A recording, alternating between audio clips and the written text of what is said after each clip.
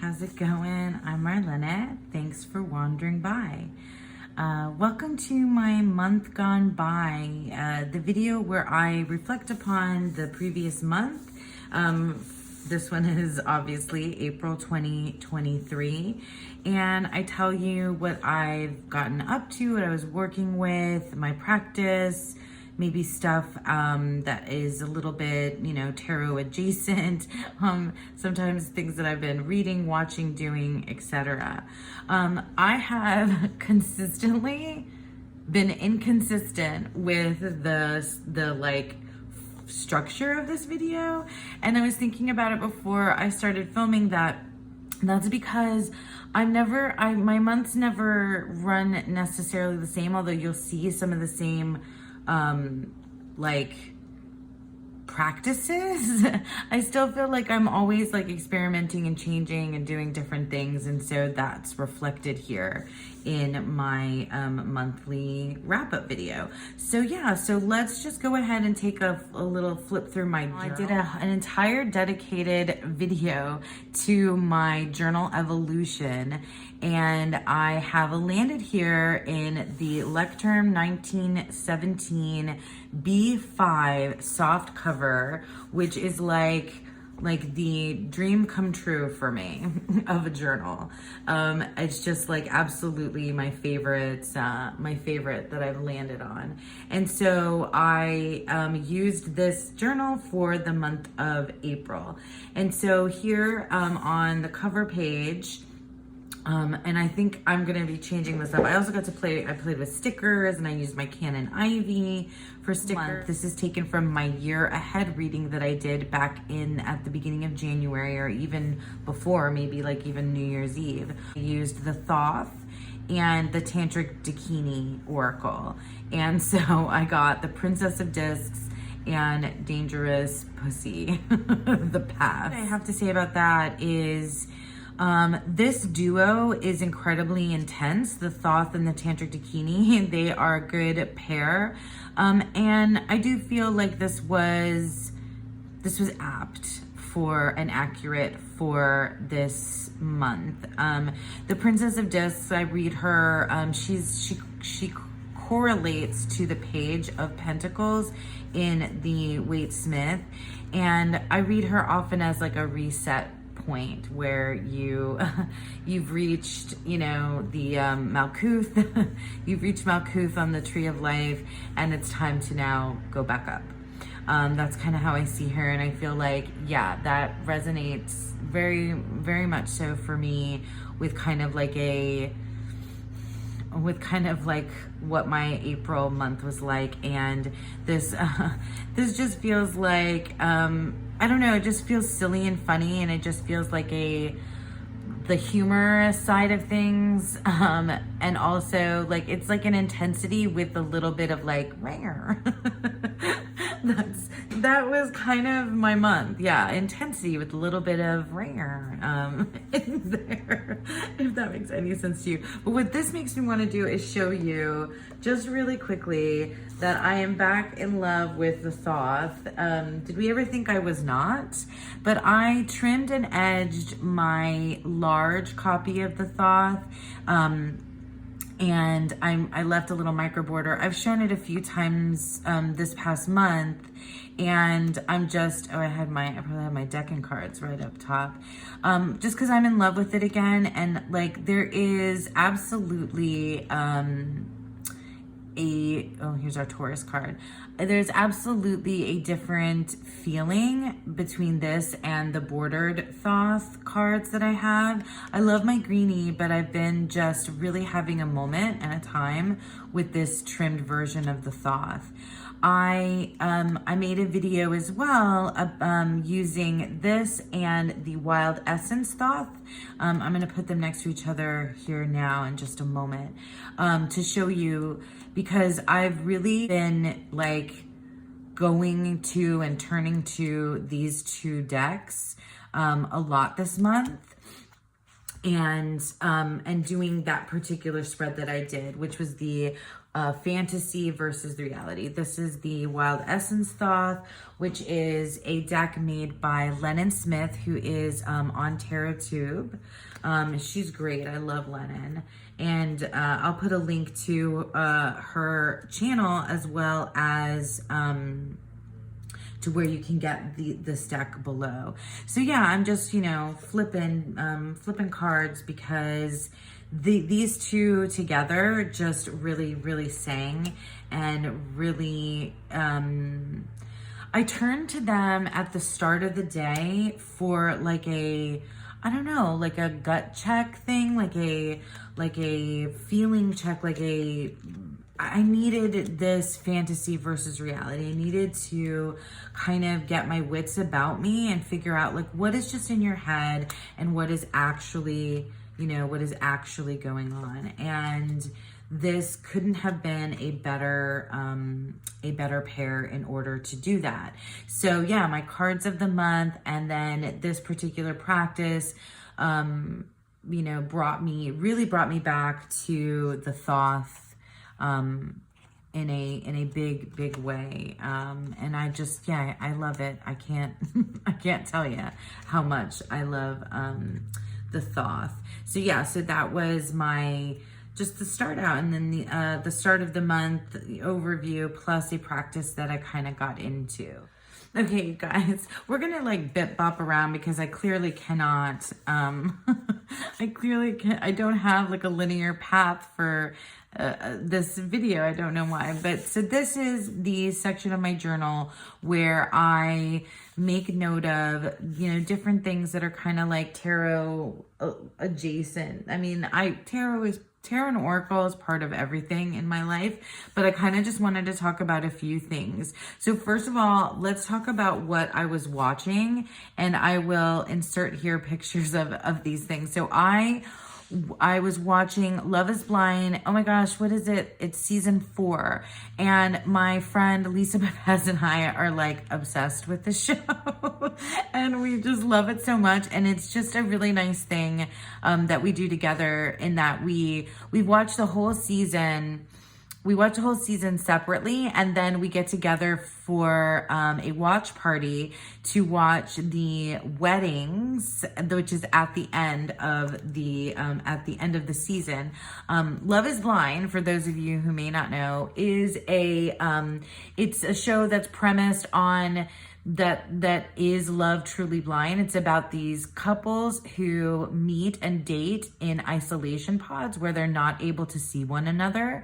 And then they have like a really short time, I don't know, it's like we're talking like weeks here, where they decide if they've fallen in love, they propose, and then they get to kind of not honeymoon because they're not married yet, but they go on this vacation to like a tropical location, typically, where they get to know each other. They meet and see each other finally for the first time, get to know each other, etc. Their relationship evolves, and then they're isolated there. But then after that, they are like introduced to they like kind of see the other couples. That's another thing that happens. Then they get to they move in together in an apartment. I think it's like apartments that are given by they get put up in these apartments by the show, and then they meet each other's family and friends and yada yada yada, and then they go to the altar, and then you're with them through this whole journey to the altar, where they decide whether or not they're going to get married. Like, are they going to say yes or no? And that's where Lisa and I like to pull tarot cards. So we met for the watch party, watched it together, and we're pulling cards. And we've done this before. We did season 3, and now we did season 4, and it's just like super fun. Like, it was just amazing. And I got to tell you, like, for practicing and stretching your muscles for like predictive readings, it's a really, really good. It's a really, really fun practice. So we did that. So I did that with Love is Blind. And then I've also been watching Doctor Who. Now, I'm a huge science fiction and fantasy, movie, TV shows, books, etc. And I had never watched Doctor Who, not the original or the reboot that was started. Oh my God, when was the reboot? But that's the one that I'm watching, the most recent reboot of Doctor Who. And I'm in love. I'm in season 2 or season 3. No, I'm in season 2. And I'm in love. I absolutely adore it. I love it. I love it, love it. I'm obsessed. And then finally, the last thing that I wanted to mention that I watched this month in April is on Netflix. I'll have it up here for you to see the picture.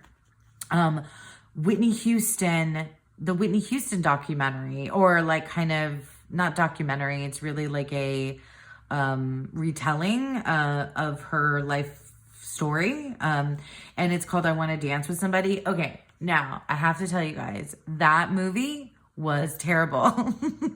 It was a terrible movie, almost as bad as the one that they did, like the TLC one that they did, like on VH1. Was it a VH1 movie that they did about the group TLC? Anyway, I watched about, I don't know, I watched like a good portion of the movie, like a lot of it, but really all it did was is made me want to be nostalgic and revisit like all the actual the songs, and that was really important to me, that they used Whitney Houston actually singing, and her singing voice and her songs in the movie, and they did, which was good. But I just literally just like made a playlist and just started playing and singing Whitney Houston songs all around my house, and dancing and showing stuff to my kid, and like kind of just, you know, texting my friends like, oh my God, do you guys remember this and that about Whitney Houston? And like that It's Not Right, But It's Okay song was like my anthem back in the day. Anyway, that was just a really big nostalgia piece for me for the month of April, and it really came at a perfect time to kind of just, you know, go down memory lane and remember from my childhood Whitney Houston. Like, she had a big impact on my life. Like, really, I was a very big Whitney Houston fan from the time I was a little girl, and you know, through till now. Anyway, so that was what I was watching. And let's I've got nothing in other. I guess I have nothing other to talk about. I'm going to show the books in a minute, but the works that I mentioned here, normally this is where I like to keep track of what I'm working on, like creatively and artistically, and my poetry mostly. And in the month of April, I did not write poetry. That's funny because it was National Poetry Month. I'll link to that. Like, I did put a poem up for National Poetry Month, me reciting my own original poem, but I didn't write that poem in April. It was written before. But I worked on the Decan spreads, and I'm writing this down here because I want to give myself credit for working on something creative. Creating tarot spreads is an act of, it's a creative act, and it's for those of you that do that for yourself, like if you don't think that you're a creative person, if you're creating tarot spreads, then yeah, you are, because it takes thought, and you know, it's really an interesting process for me, especially because of the Decan spreads that I've been creating. I've really enjoyed that process of having the spread itself reveal the meaning and the spirit of the energy of the Decan, and it's been really, really rewarding and valuable. My journal. I also did the fantasy reality spread, which I talked about already. My journal this month was a bit of it was a play place for me to be artistic and creative. This page is one of them, just to play with, to play with writing, to play with doodling, a border that I drew. This is taken from the Weaver's monthly medicine. I drew this tree. I really had fun with it. I played with creating a calendar. And I'm doing this again in May. So this was fun. Playing with my simple Sunday spreads, using stamps and stamps and stickers and coloring. This is another one of the things that I drew. This was for the monthly medicine, and it was, you were visiting an apothecary. So this is one of the bottles that I drew that appeared in the apothecary's calendar. And I just was doing different spreads. This is from the monthly medicine, but I was just like, coloring and writing, practicing my fun, faux calligraphy kind of stuff. And here I drew out my own Decan spread, just like playing with stamps. And this was just, really kind of an adventure for me in playing with stickers and markers, and just like really like fun for me to play and to get creative there in that spot, in that space. Okay, so books. So I didn't read a lot this month of April, but I had to mention this one. This is my smut book for the month. I love these romance smut novels. They're great. And this one was recommended to me by a friend, and it's called Ice Planet Barbarians, science fiction romance. Ruby Dixon is the author, and there's a series of this. I've only read the first one so far. It's just a super fun, good time. Like, the premise is basically this group of women is kidnapped by aliens, and they end up on a ice planet where there are barbarians. There's a whole lot of fun, smutty, good times, and love having this as a super fun read. Alongside like all the other really more like weighty things that I tend to read.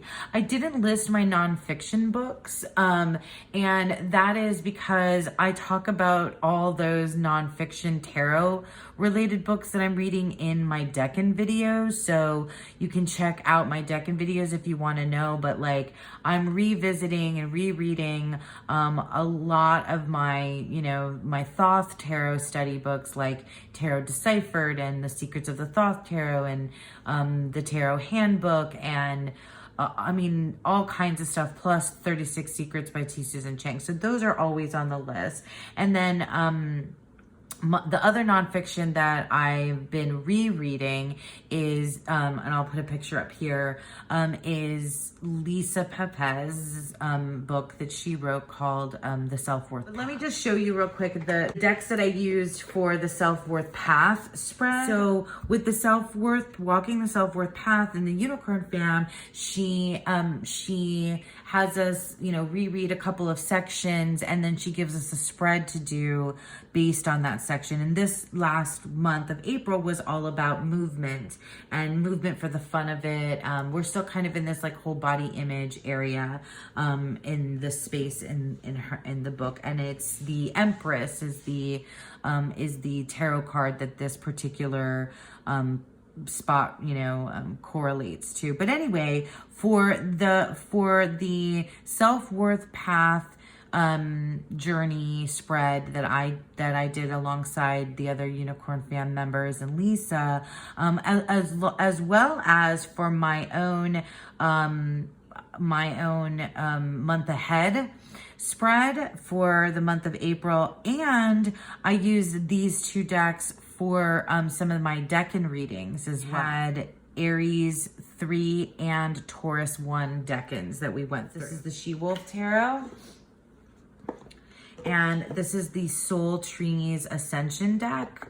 And I use these for several different things, like I said. So I use them for the self-worth path reading, for my month ahead reading, and for some of my Decan readings as well. Oh, that was my card for the self-worth, for the self-worth reading.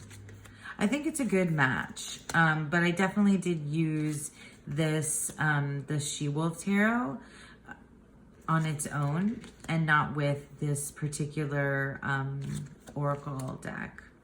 This includes some planet cards as well. The She-Wolf Tarot is a Thoth-based deck, and it's got a really amazing guidebook. It is definitely something different. It's an experience type of deck, where it's more like a emotional reaction. It doesn't feel like esoteric in the way that the Thoth itself does. It feels more, I don't know, like emotional, experiential. It feels, you know, kind of cosmic, because it's this collage, but it's very minimalistic collage. I love the way that the some of the majors are renamed. And yeah, I think it worked really well alongside this Soul Trees Ascension. The Soul Trees is one of my favorite kind of go-to Oracle decks, because it is like, it's not, you know, it's trees, and it's just various different depictions of trees and color, and it has kind of the same color palette throughout it, but it's the key word, and they're hard to read, they're little, but it's the key word that really makes this, or the key phrase that sometimes shows up, that really makes this deck like a winner for me, like an always go-to winner deck. Yeah, so that is the She-Wolf and the Soul Trees Ascension deck.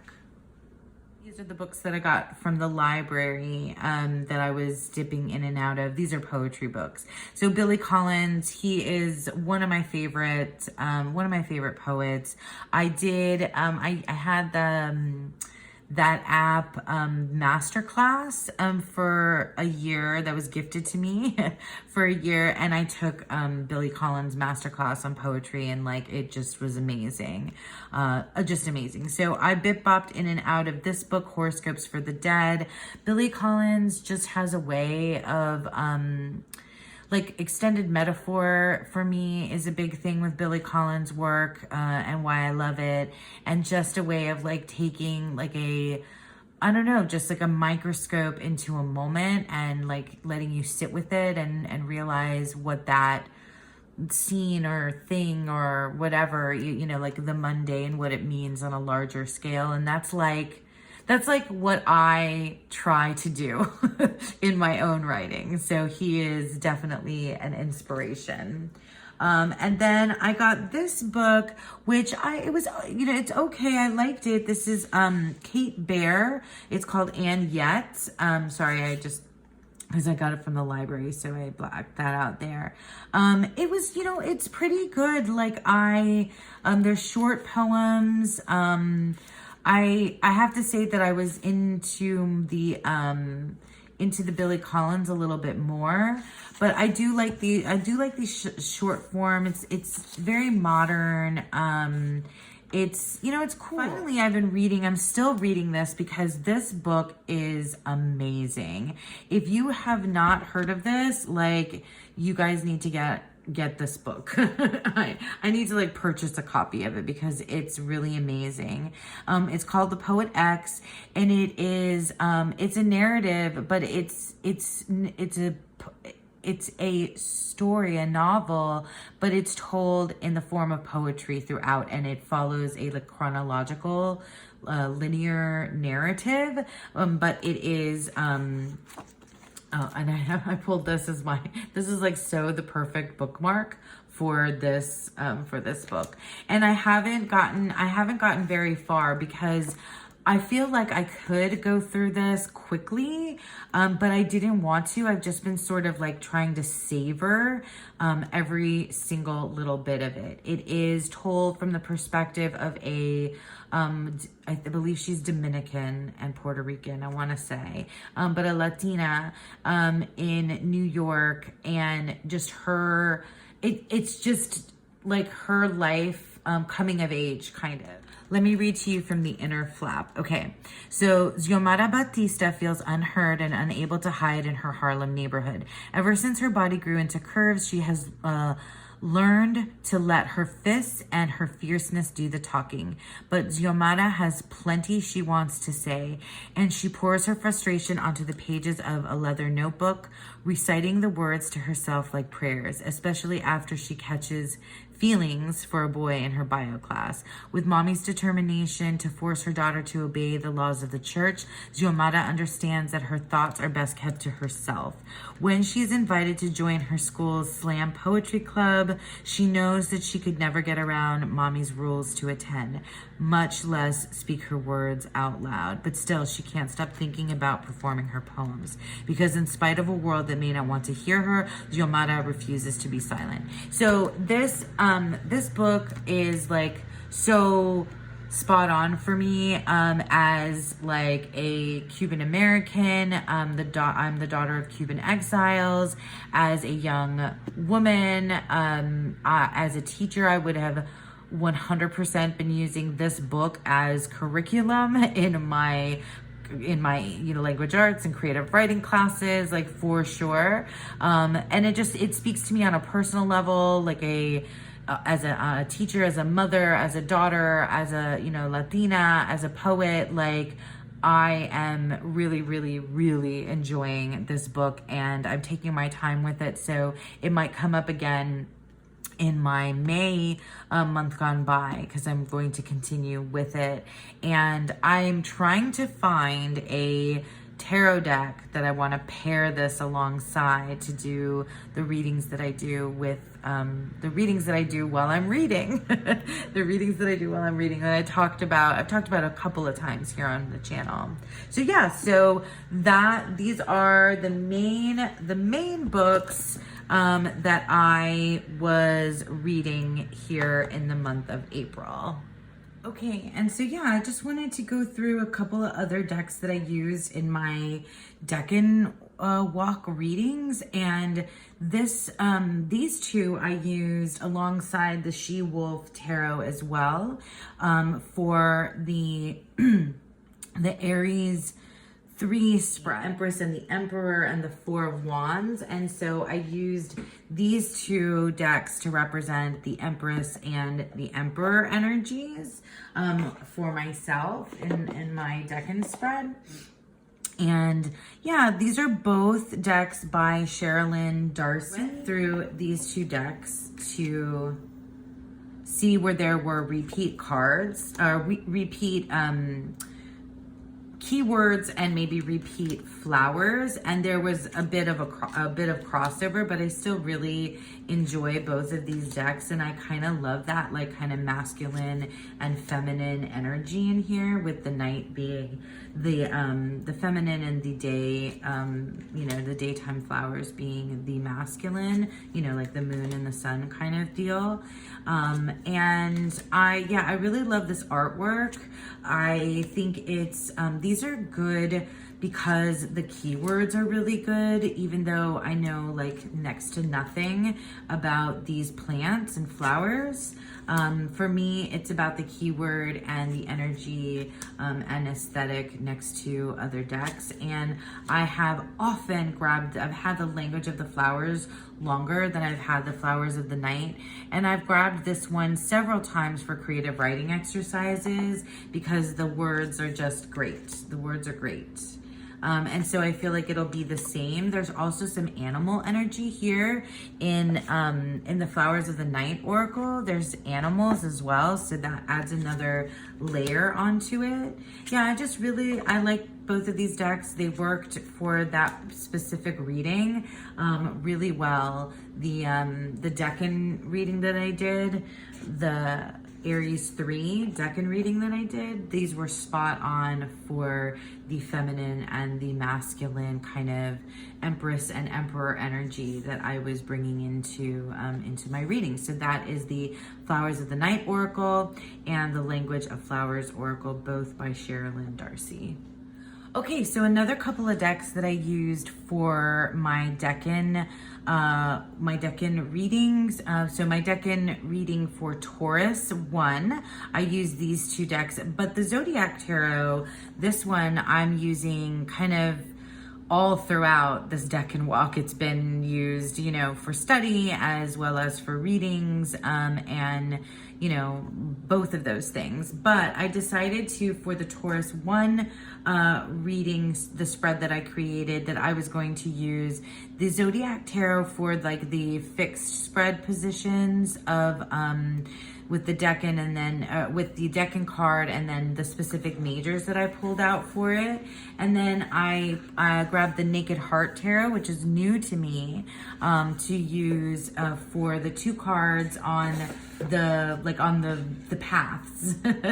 So let me just show you that spread again real quick in my journal, so that for those of you that don't know what I'm talking about, this is what it looked like. And I'll leave links to that video below. Check it out. So we had the 5 of Pentacles in the center, and then we did the Hierophant, the Tower, the Empress, and the Magician as ways to different paths that you could go to. And so I used the Naked Heart Tarot, so 2 tarots side by side. But this, when I use them, I realized that this is a really good pairing of tarot and tarot together. I like the dark and the light, you know, for obvious reasons. The contrast is really cool. I'm really excited about getting to know this Naked Heart Tarot more. I've really just used it. Oops, I still have the title card in there. See, like I really just used it the one time for this reading. And I really enjoyed it. I like the name changes. For the court cards, I love the animal energy in here, and it's really clear to me. It just really is a clear, you know, I love this like minimalist, and I love the Zodiac Tarot. The Zodiac Tarot is like a surprise, like sleeper hit for me. Like I got it because of for the Decan walk, because it has the astrological glyphs right on the card, and because it's more of a Waite Smith clone. So it's nice to have a Waite Smith depiction with the astrology on it, in these glyphs. So that's why I got it, and it's just been like becoming really one of my favorite decks. I can't get enough of it. I just really bond with it. Like, look at this Hermit card. That's really cool. Like, I love it. I can't wait till we get to Decans that the Scorpio Decans we'll get to. When we get to them, it will be all the Hermit. Look at that. I love when that matches up. 10 of Cups and 10 of Cups. But yeah, this is a nice duo. But I will certainly be using both of these decks separately, maybe together again. So that's the Naked Heart Tarot and the Zodiac Tarot. Okay, so now let me just show you a couple of one-off practices that I did this month of April. I mean, one-off when I say I just used this particular tarot deck in a practice. The practice was the whole month, but the deck I only used for one reading. And this is the Wooden Tarot. I love this deck, and I used it because in Cosmic Creepers Tube, Decan has a Patreon where she does something called the Animal Gnosis. I've talked about it before here on the channel, and duck was our animal for the month of April. So I went through all of my animal decks and everything, and I literally could only find duck here in the Wooden Tarot, which I thought was really really cool. I love this deck. And so I used it wasn't a spread. She did a post where she gave lots of information about duck, and there were some like journal type questions, but I turned those questions into a tarot reading.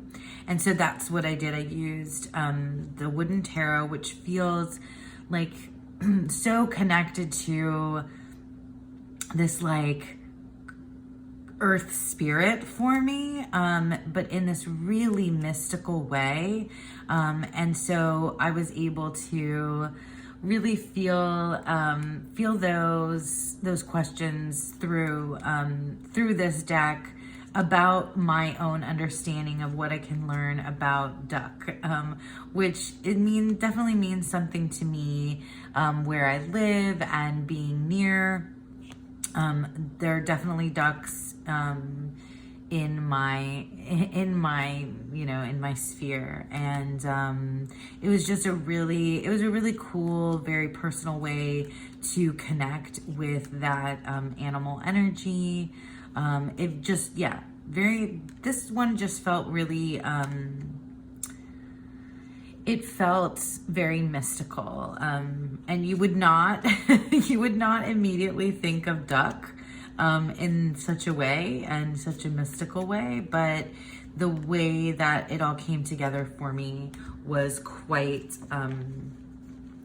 mystical and beyond like the metaphor of duck and even the mundane way to experience this animal that I know of. It really just felt I don't know, like an otherworldly kind of tapping into duck in a kind of spiritual way, which it was kind of a new experience for me with animal energy, and I really loved that and appreciated that. So that is the wooden tarot. So here's a practice that I attempted this month of April, and I'm going to give a practice like this a bit of another go in May as well. I want to do a daily draw with an oracle deck. Like I want to have a month-long working or practice with particular oracle decks. And in the month of April, I chose to use this deck, the Oracle of Portals, and I was going to make this my daily draw, and I did not stick with it. I only did a few of them, and I'm hoping that I can try this again. I think it was that this deck in this particular way, it's a beautiful deck, but I think this deck was a bit of a miss for me with this particular practice, and I'm not sure why. I definitely like when I'm just now flipping through this deck is so beautiful, and the guidebook it's okay. It's not like super profound for me, but it was good. I don't know what it is about having pulled one card at a time. Like I was hoping to kind of feel like I was entering into this portal, that I was like moving through it, and that there was a lesson for me here in this on the other side. And that was my approach. Like that was how I was hoping to engage with this deck, and it kind of fell flat for me, in that I didn't feel like I was traveling here. And I don't know if it was because I was trying too hard or what it was, or if this just doesn't read like it says portal, but it doesn't necessarily feel like a portal. So I'm not really sure what happened. And I kind of got bored with it. But I want to, I want to keep this deck and try it in a different way, because maybe this deck just needs to be friends with tarot instead. To activate it for it to really work. It might just need to be friends with tarot, and it'll maybe work better that way, because I don't want to give up this beautiful deck. It's like so pretty. But yeah, it didn't really work in the way that I was trying to make it work. So I picked a different deck to do this with for the month of May. So we'll see how that goes when I get there. So another practice that I got into this month and did for many, many days, many, many nights, I should say, throughout the month of April, is that I was engaging with this the Wild Kuan Yin Oracle as a before bed card to pull. So I was, when I'm feeling kind of fragile or I'm going through something difficult, Kuan Yin is definitely an energy that I like to, goddess, energy, deity, whatever you guys want to call it, that I turn to. And this deck by Alana Fairchild is, yeah, it's a really good one. The other Kuan Yin Oracle that I have is the Pocket of the Pocket edition, and this one I like having the guidebook because let's see if I can find, like I was reading and highlighting, as I went. So yeah, this was just a deck that I turned to in the evenings before bed, pretty regularly, like I said, this month, because it's beautiful. Like, I love the images. I really do. I love the images of Wild Kuan Yin and the cows. Like, it just makes me smile. It is a gentle deck, but it is also like really empowering, and it's very much, oh, I love this. It's very much like I don't know, like holding your hand, but giving you, some very gentle reminders of what you need to think about. And it was really, a really like great way for me to kind of wind down my day, and get some help, from the divine. Like, really, that's just what it was, to help me, like, put me at ease and give me, a place to review and place my focus and kind of just like close the day. And so the guidebook is really great because it gives you, so the card thumbnail, the title of the card, this in italics is just sort of like I don't know, like a preface into the idea of the card. It has this section called guidance. It has a section about like more like divinatory, right? Like what it means in a reading. And then this part is my favorite part because it's a healing process.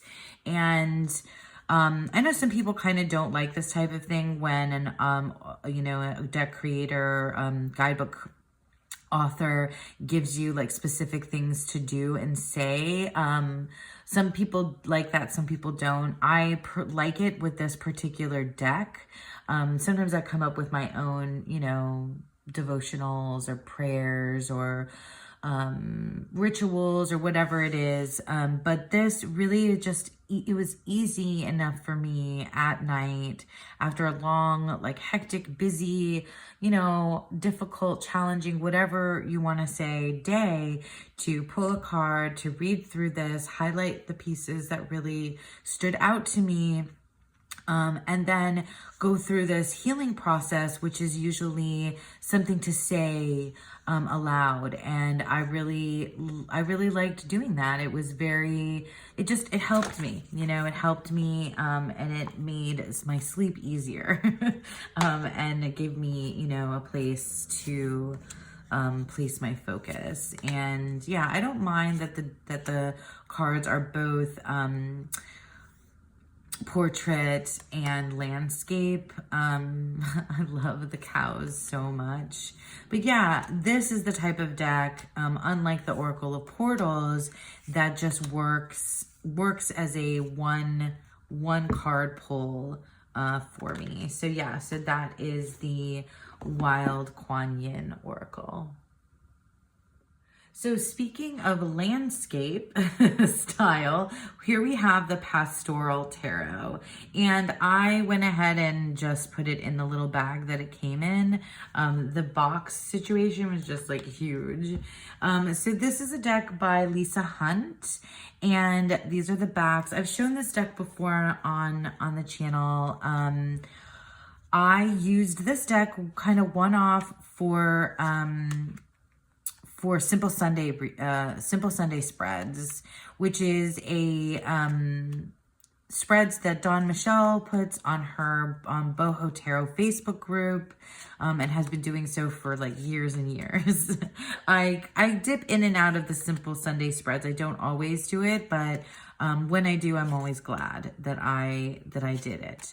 I love this Pastoral Tarot. It's something different. Like, it's really a different type of experience to read tarot landscape. There's so much going on in this landscape that it is really more than 3 cards. I feel like would be overwhelming for me. So it was just perfect as a Simple Sunday kind of deal.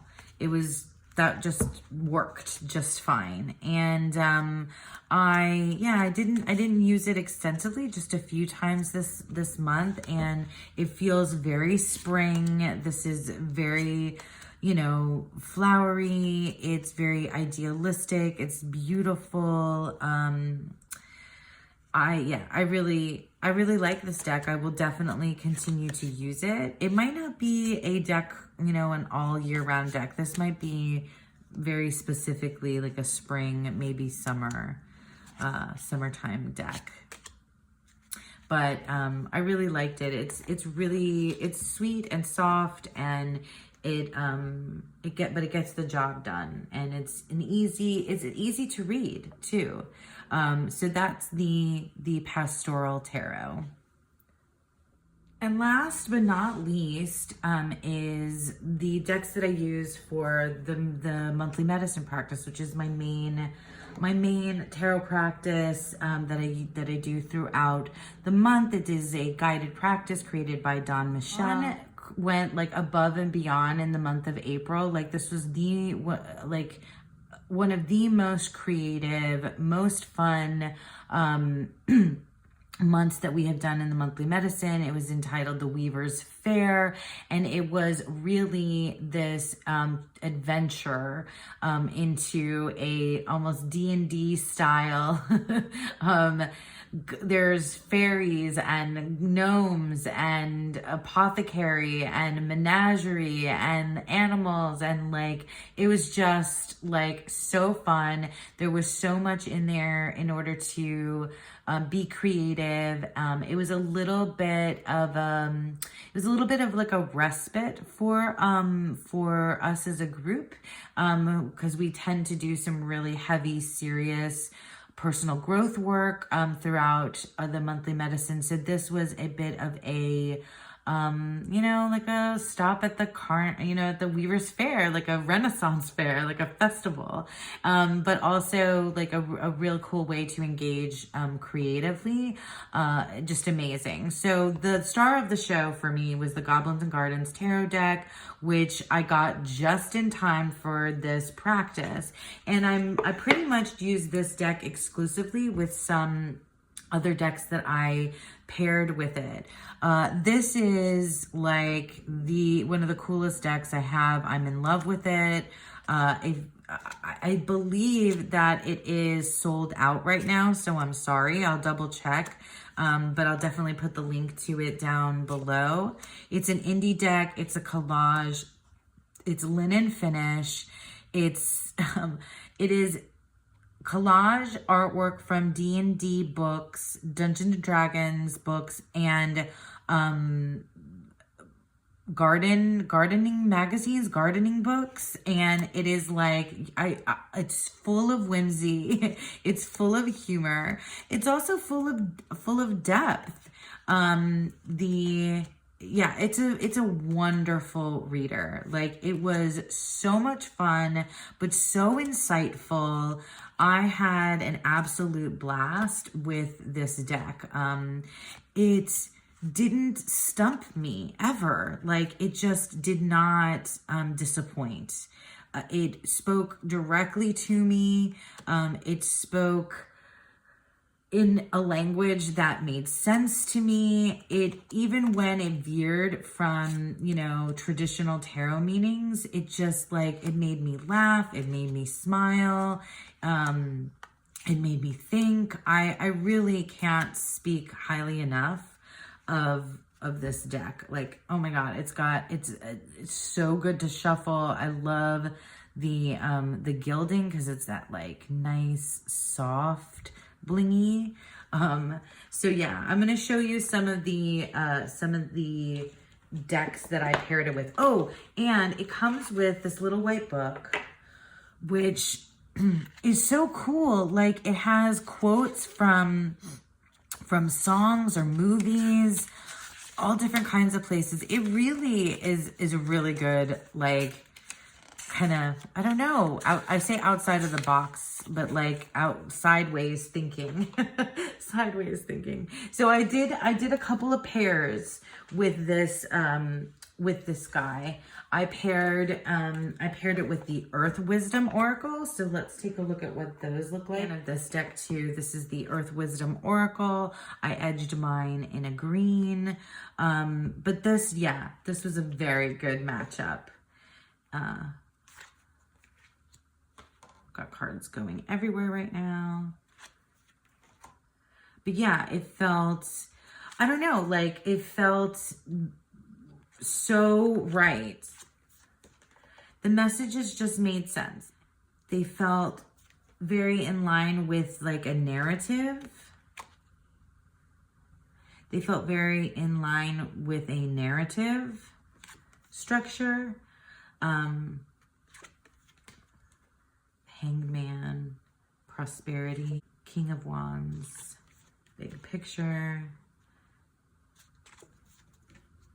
So yeah, I mean, just like awesome together. I used my go-to animal oracle deck that is new-ish to me, but like ever since I got this deck, I've been like nonstop using it. It's so good.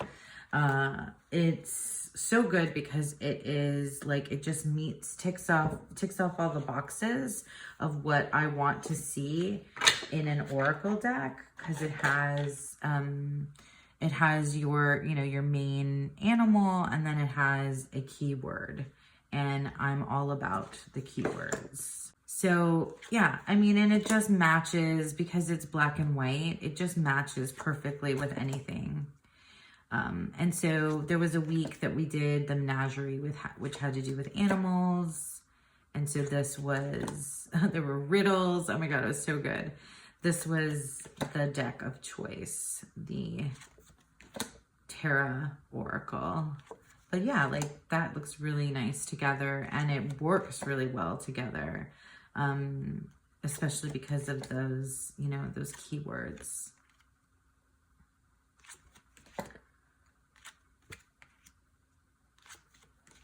My main deck was the Goblins and Gardens tarot, but it definitely had a good friend in the Terra Oracle deck as well. So another deck I used in the monthly medicine, just kind of to supplement a couple of the readings, is the Dark Goddess Tarot. I just felt compelled that I needed another, just another layer on top of one of my readings. And so I grabbed this because this deck is amazing, and you can use it either as a tarot or as an oracle. And I have heavily modified my deck. This, I cut off the gilding, and I took it down pretty much to like a micro border on either side. This is one of my favorite decks. I've shown it definitely before on my channel.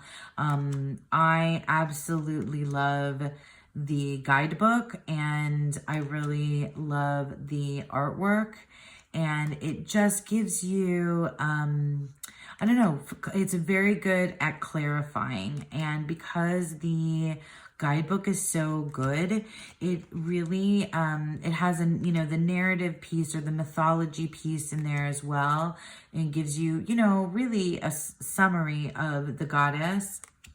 But in the write-up below the description of the goddess, it's very actionable. So the write-up below the description of the mythology of the goddess, it's really, I don't know, it's really direct, and it just makes a lot of sense, and it really does a very good job of summarizing.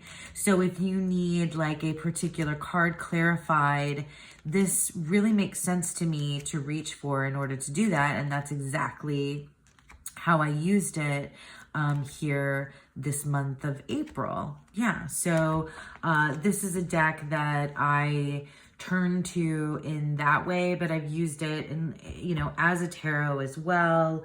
And I've used it as kind of like an oracle or even a study piece to learn more about and connect with specific goddesses. So that is the Dark Goddess Tarot. It's really a tried and true deck in my collection. So another couple of decks that I grabbed here at the end of the month of April for the last week of the monthly medicine.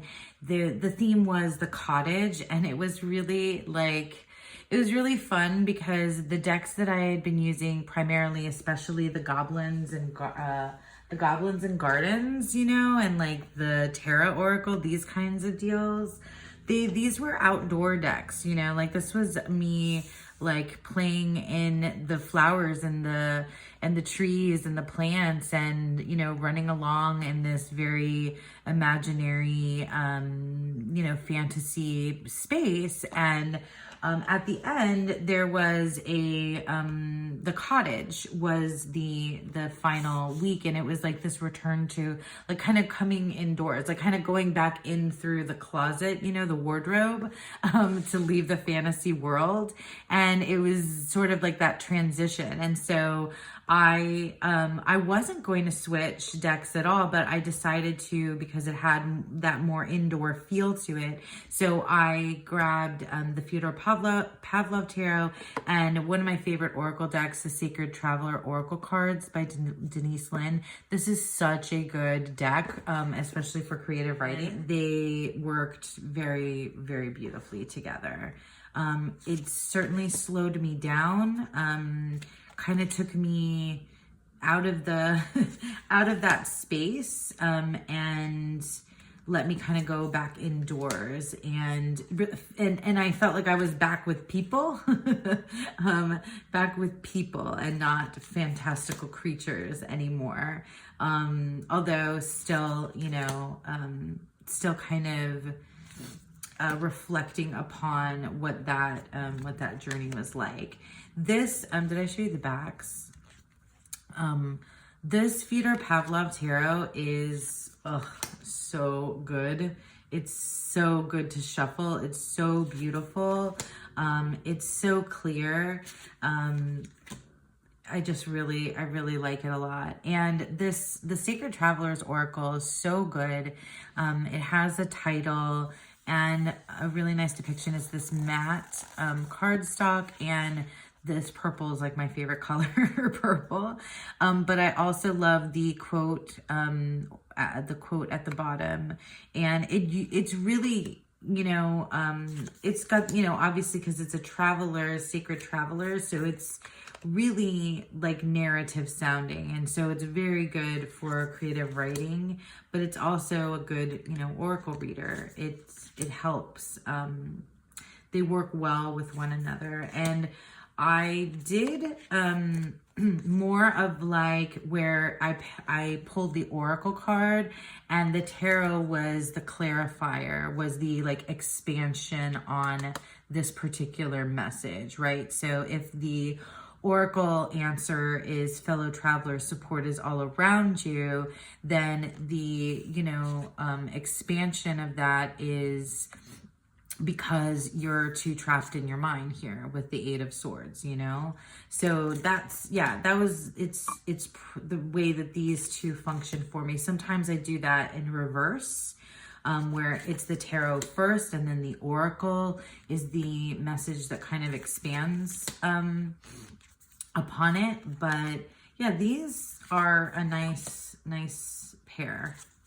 Really look lovely together and really speak well with one another. I will definitely be using both of these decks again. Certainly, maybe not always together, but certainly we'll be using them again. This has become, the Sacred Travelers has become one of my favorite oracles for all different kinds of purposes. So yeah, so that is the Sacred Traveler Oracle cards and the Fyodor Pavlov Tarot. That is my month gone by. This was a long and winding, perhaps loopy road path that we went through to go through my month gone by of April 2023. But yeah, I really thank you for sticking around with me, and I hope that you all have a beautiful, wonderful day.